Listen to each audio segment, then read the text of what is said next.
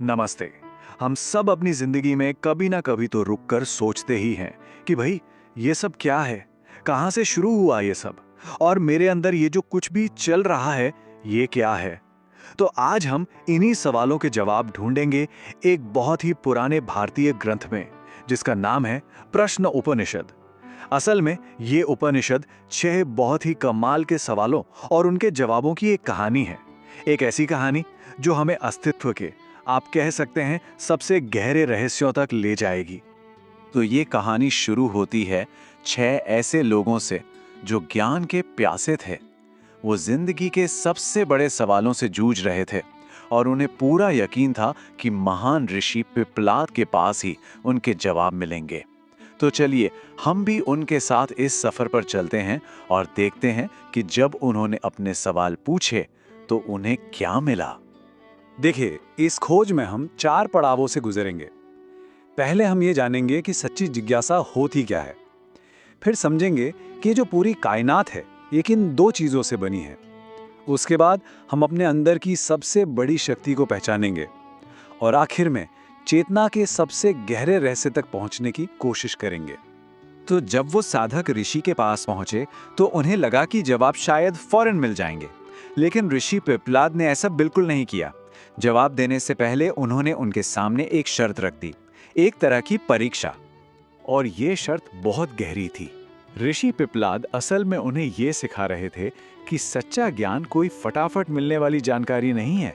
इसके लिए अनुशासन, धैर्य और एक गहरी श्रद्धा की जरूरत पड़ती है। वो 1 साल का समय उन्हें सिर्फ इंतजार करवाने के लिए नहीं था, बल्कि उन महान जवाबों को समझने के काबिल बनाने के लिए था। 1 साल की उस कठिन तैयारी के बाद आखिरकार सवालों का सिलसिला शुरू हुआ और पहला सवाल ठीक वहीं से उठा जहां से हर बड़ी खोज शुरू होती है। आखिर ये पूरी दुनिया ये बनी कैसे? इसकी शुरुआत कहां से हुई? साधक कबंधी ने पूछा, हे गुरु, ये सारे जीव जंतु, इंसान और ये पूरी की पूरी सृष्टि ये पैदा कहां से हुई है? सोचिए, ये वो सवाल है जो हजारों सालों से हर दौर के दार्शनिकों और वैज्ञानिकों ने खुद से पूछा है। और ऋषि का जवाब वाकई हैरान करने वाला था और बहुत गहरा। उन्होंने कहा कि ये जो पूरी दुनिया है ना, ये सिर्फ 2 चीजों के जोड़े से बनी है। एक है रई, यानी पदार्थ, वो सब कुछ जिसे हम छू सकते हैं, देख सकते हैं। और दूसरा है प्राण, यानी ऊर्जा, एनर्जी, जो हर चीज को जिंदा रखती है। अगर आज की भाषा में समझें तो ये बिल्कुल मैटर और एनर्जी जैसा है। उन्होंने समझाया कि हर चीज, सूरज हो, चांद हो, पेड़ पौधे, सब कुछ इन्हीं दोनों के मिलने से बना है। तो ब्रह्मांड के इस रहस्य को समझने के बाद अब खोज बाहर से अंदर की ओर मुड़ती है, हमारे अपने शरीर के भीतर। अगला सवाल ये था कि ठीक है, दुनिया तो बन गई, पर हमें जिंदा रखने वाली शक्तियां कौन सी हैं और उनमें सबसे बड़ा कौन है? तो दूसरा सवाल ये था कि हमारे शरीर को कौन कौन सी दिव्य शक्तियां चला रही हैं और उन सब में सबसे ऊपर कौन है। एक तरह से कहें तो ये हमारे अंदर ही सत्ता के लिए एक संघर्ष की कहानी है। इसका जवाब एक बड़ी ही दिलचस्प कहानी से आता है। हुआ यूं कि शरीर की सारी शक्तियां आपस में बहस करने लगी। आंख ने कहा, मेरे बिना कुछ नहीं दिखता, मैं सबसे जरूरी हूं।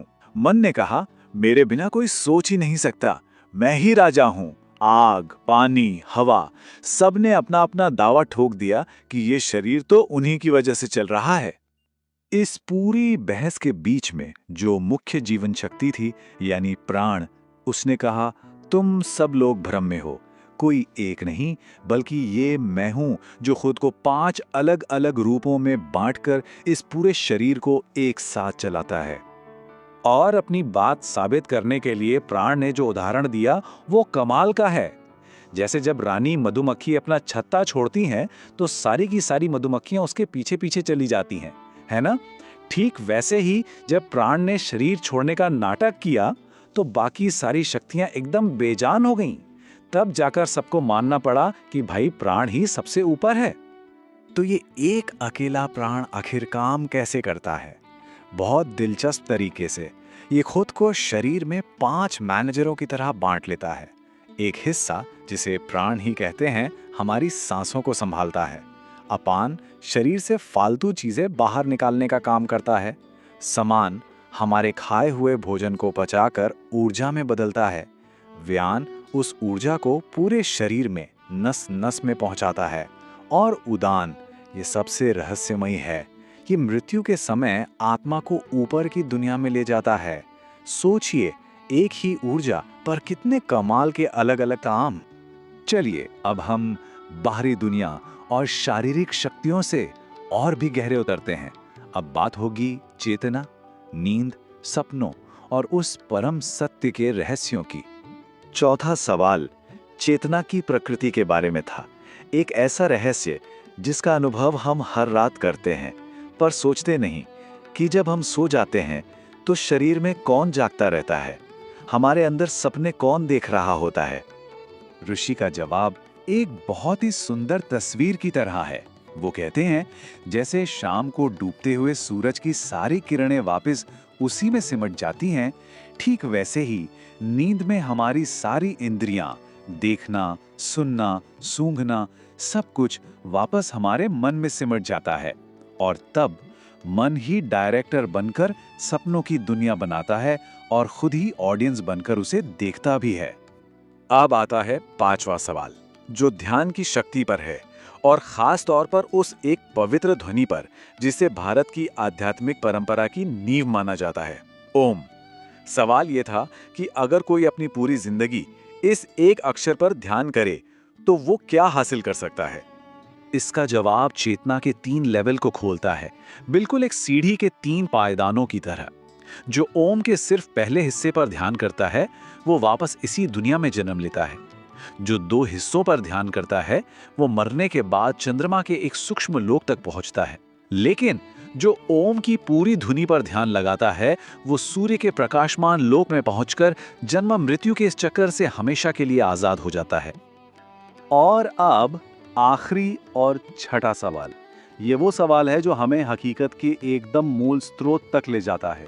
साधक पूछता है, वो परम पुरुष जिसकी ये 16 हिस्से हैं, मतलब हमारा जीवन, मन, इंद्रियां, वो सब कुछ जिससे हम बने हैं, वो आखिर रहता कहाँ है? इसका जवाब परम ज्ञान का शिखर है।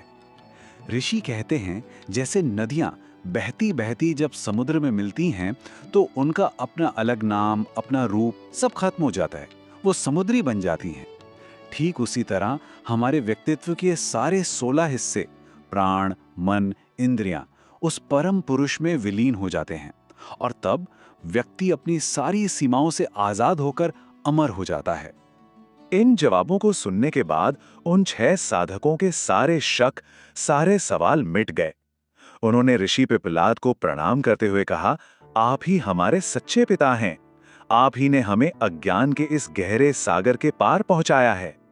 तो उन 6 साधकों की जो यात्रा थी वो तो यहाँ पूरी हो गई, लेकिन ज्ञान की खोज वो भला कहाँ खत्म होती है। उन्होंने अपने सवाल पूछे और उन्हें उनके जवाब मिले, पर अब सोचने वाली बात यह है कि हर इंसान की अपनी जिंदगी का वो एक आखिरी सवाल क्या है जिसका जवाब वो खुद ढूंढ रहा है।